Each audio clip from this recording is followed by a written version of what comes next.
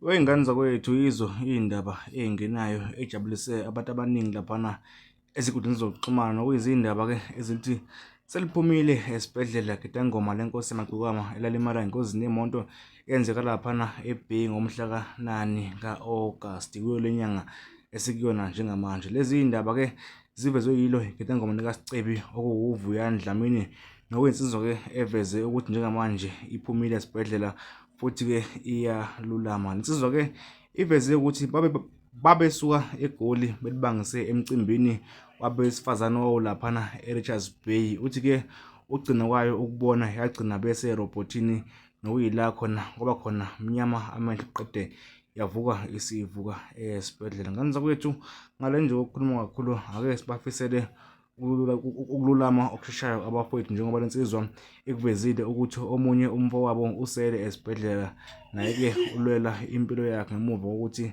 bangena engozini yemoto eyadlula ney'nsizwa ey'mbili okuwuSicebi inkosi yamagcikama kanye nensizwa yakwaMchunu okuwuGupta. Ngane zakwethu, ngale nje ukukhuluma kakhulu, lezo iy'ndaba ey'the zavela ukusuka manje ngodaba oluthinta ama-update amagedangoma enkosi yamagcikama ayilaphana esibhedlela, futhi-ke alimala laphana engozini yemoto yathatha uSicebi umaskandi eyenzeka laphana eBay.